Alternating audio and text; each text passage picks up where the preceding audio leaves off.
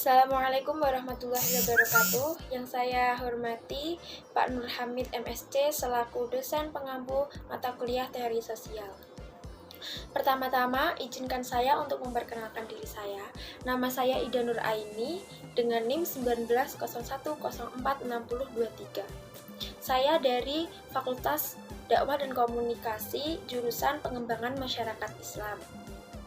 Nah, video ini dibuat guna untuk memenuhi tugas UTS dari mata kuliah Teori Sosial yang diampu oleh beliau Pak Nur Hamid MSc. Nah, di sini kita akan membahas tentang teori kebudayaan. Jadi, yang pertama yaitu konsep kebudayaan. Kebudayaan, kultur dalam bahasa Belanda, dan culture dalam bahasa Inggris berasal dari bahasa Latin colore yang berarti mengolah, mengerjakan, dan mengembangkan. Pengertian budaya dan kebudayaan itu dapat dibedakan dengan mengartikan budaya itu sebagai daya dari budi yang berupa cipta, rasa, dan karsa. Sedangkan kebudayaan itu diartikan sebagai hasil dari budaya itu sendiri, yaitu hasil dari cipta, karsa, dan rasa tersebut. Yang selanjutnya yaitu kebudayaan menurut para ahli. Di sini saya mengambil dari 3 ahli, yaitu yang pertama Ki Hajar Dewantoro. Menurut beliau, kebudayaan itu berarti buah budi manusia, yaitu hasil perjuangan manusia terhadap dua pengaruh kuat, yakni zaman dan alam atau kodrat dan masyarakat, yang merupakan bukti kejayaan hidup manusia untuk mengatasi berbagai rintangan dan kesukaran dalam hidup dan penghidupan guna mencapai keselamatan dan kebahagiaan yang pada lahirnya bersifat tertib dan damai. Yang kedua, saya mengambil contoh dari Kuncharaningrat. Itu menyebutkan bahwa kebudayaan adalah keseluruhan sistem, gagasan, tindakan, hasil karya dalam rangka kehidupan masyarakat yang dijadikan milik diri manusia dengan pelajar. Nah, yang selanjutnya yaitu Milanowski. Menurut Milanowski, kebudayaan didasarkan atas berbagai sistem kebudayaan manusia yang pada tingkatannya menghasilkan corak budaya yang khas. Yang selanjutnya yaitu kita membahas tentang unsur kebudayaan. Jadi unsur kebudayaan itu yang akan kita bahas ada 7 macam. Yaitu yang pertama, sistem religi dan upacara keagamaan. Sistem religi dan upacara keagamaan itu merupakan produk manusia sebagai homo religius. Ini itu didasari oleh kecerdasan pikiran dan perasaan luhur yang dimiliki oleh manusia dan kesadaran bahwa di atas kekuatan manusia itu masih ada kekuatan yang maha besar, yang lebih besar, yang dapat menghitam putihkan kehidupan manusia, kayak gitu. Yang kedua yaitu sistem organisasi kemasyarakatan. Merupakan produk manusia sebagai homo socius. Menyadari bahwa dirinya itu lemah, maka manusia dengan akalnya membentuk kekuatan dengan menyusun organisasi kemasyarakatan. Jadi dari situ mereka bisa bekerja sama untuk mengerjakan sesuatu agar lebih ringan. Yang ketiga yaitu sistem pengetahuan. Sistem pengetahuan itu merupakan produk manusia sebagai homo sapiens. Pengetahuan diperoleh dari pikiran sendiri maupun pikiran orang lain. Lalu yang keempat adalah sistem mata pencaharian hidup. Sistem mata pencaharian hidup itu diartikan ini itu merupakan produk manusia sebagai homo economicus. Sistem ini menjadikan tingkat kehidupan manusia secara umum terus meningkat. Lalu yang kelima yaitu sistem teknologi dan peralatan. Ini merupakan produk manusia sebagai homo faber. Manusia menciptakan sekaligus mempergunakan alat yang kemudian dimanfaatkan untuk lebih dapat memenuhi kebutuhan hidupnya, gitu. Lalu yang keenam yaitu bahasa. Bahasa merupakan produk manusia sebagai homo longuens. Bahasa manusia pada mulanya itu berupa tanda atau kode, kemudian disempurnakan dalam bahasa lisan dan akhirnya menjadi bahasa tulisan. Lalu Yang terakhir itu merupakan kesenian. Jadi kesenian itu merupakan produk manusia sebagai Homo statistics. Ini merupakan kebutuhan manusia paling terakhir secara budaya setelah 6 unsur budaya itu terpenuhi. Jadi ketika unsur pertama hingga ke-6 itu telah terpenuhi, manusia dengan akalnya menciptakan sebuah hiburan.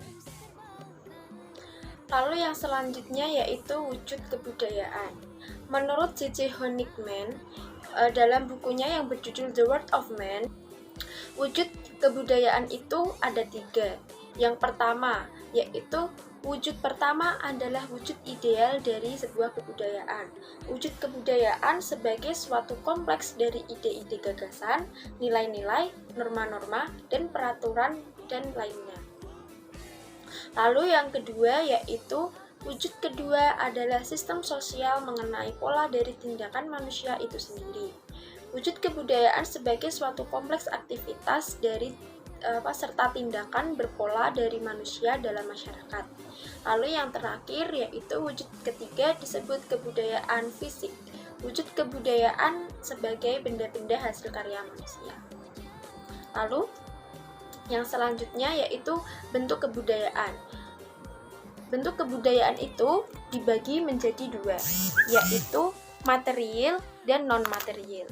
Kebudayaan material itu terdiri atas benda-benda hasil karya dari suatu kebudayaan yang meliputi segala sesuatu yang diciptakan dan digunakan oleh manusia serta mempunyai bentuk yang dapat dilihat dan diraba dan memiliki nilai lisan.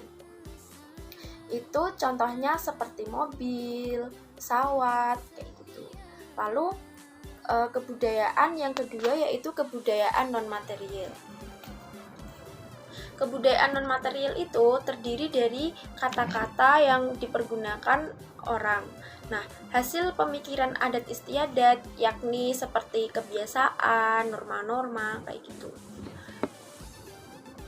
Lalu yang selanjutnya yaitu teori kebudayaan. Kebudayaan dapat dipelajari. Yang kedua, kebudayaan berasal dari segi biologis, lingkungan, psikologis, dan komponen sejarah eksistensi manusia. Yang ketiga, kebudayaan mempunyai struktur. Yang keempat, kebudayaan dapat dipecah-pecah ke dalam berbagai aspek. Selanjutnya, kebudayaan itu bersifat dinamis. Kebudayaan mempunyai variabel. Lalu yang ketujuh, kebudayaan memperlihatkan keteraturan yang dapat dianalisis dengan metode ilmiah. Lalu yang terakhir, yaitu kebudayaan merupakan alat bagi seseorang untuk mengatur keadaan totalnya dan menambah arti kesan kreatif. Yang selanjutnya yaitu evolusionisme. Seluruh realitas alam, baik yang organis, non-organis, dan superorganis, berkembang menurut garis evolusi. Perkembangan kebudayaan ini melalui tahapan-tahapan yang sama. Tokoh dari evolusionisme itu yaitu Herbert Spencer, Edward Burnett Tylor, Johann Jacob Beethoven, Lewis Henry Morgan, dan Pandita Nicholas Philip Wilken. Yang kelima itu merupakan pakar dari Indonesia ya teman-teman. Lalu yang kedua yaitu difusionisme. Kebudayaan manusia asalnya satu dan di satu tempat yang tertentu, yaitu pada waktu manusia baru saja muncul di dunia ini, baru kemudian menyebar. Tokoh dari difusionisme itu yaitu Fritz Graebner, yang kedua Wilhelm Schmidt, yang ketiga Wilhelm Hassel Rivers. Yang selanjutnya yaitu fungsionalisme. Aktivitas kebudayaan ada karena untuk memuaskan kebutuhan naluri manusia, menekankan pentingnya penelitian dengan turun langsung ke lapangan di tengah-tengah objek masyarakat yang diteliti. Nah, tokoh dari fungsionalisme itu yaitu Bronislaw Malinowski. Itu dalam teori fungsionalisme ini dia itu memilih Kepulauan Trobriand di wilayah Pasifik itu sebagai tempat penelitiannya gitu. Jadi dia itu langsung turun ke lapangan dan meneliti masyarakat di Kepulauan Trobriand itu seperti apa, seperti itu. Nah, Yang selanjutnya yaitu fungsional struktural. Teori yang menggagas mengenai sebuah kerangka kerja yang menggambarkan konsep-konsep dasar yang berkaitan dengan struktur sosial dari peradaban masyarakat tertentu. Kebudayaan ada karena adanya sentimen dari masyarakat. Nah, tokohnya yaitu Radcliffe Brown. Yang selanjutnya yaitu strukturalisme. Di sini, kebudayaan manusia itu muncul dari struktur pikir manusia. Tokohnya yaitu Levi Strauss. Beliau itu tempat penelitiannya di masyarakat Ojibwa, Kanada, suku bangsa Mota di Polinesia, dan bangsa Maori di Australia.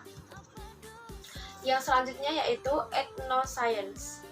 Kebudayaan merupakan sistem pengetahuan yang menjadi landasan bagi penentu dan interpretasi mengenai kehidupan itu sendiri. Tokohnya yaitu James Bradley. Inti dari teori etnoscience milik James Bradley ini adalah memahami makna tindakan yang terekspresi dari bahasa. Yang selanjutnya yaitu simbolisme. Kebudayaan sebagai simbol yang dapat dimaknai secara tertentu. Tokohnya yaitu Victor Turner. Dalam buku Victor Turner yang berjudul The Forest of Symbols and the Ritual Process, itu membicarakan fungsi simbol dalam mengatur kehidupan sosial. Ia sungguh-sungguh menyadari bahwa ada dua segi yang harus dipertimbangkan, yaitu penciptaan peranan-peranan dan aturan-aturan yang memungkinkan eksistensi sosial sehari-hari. Munculnya kelompok-kelompok komunal yang mempunyai kemungkinan-kemungkinan, yang mempunyai keyakinan-keyakinan dan hasrat-hasrat bersama, serta yang menata dirinya dengan cara-cara yang berbeda dari cara-cara masyarakat luas. Lalu yang selanjutnya yaitu interpretivisme. Itu di sini kebudayaan itu dapat diinterpretasikan seperti itu. Tokohnya yaitu Clifford Geertz. Kebudayaan merupakan suatu sistem keteraturan dari makna simbol-simbol yang dengan makna dari simbol tersebut, individu-individu itu mendefinisikan dunia mereka, dapat mengekspresikan perasaan-perasaan mereka, dan juga membuat penilaian yang mereka mau. Lalu yang selanjutnya, terakhir ini ya guys, postmodernisme. Kebudayaan adalah bahasa. Realitas dibentuk melalui bahasa. Tokohnya itu Baudrillard, Mike Featherstone.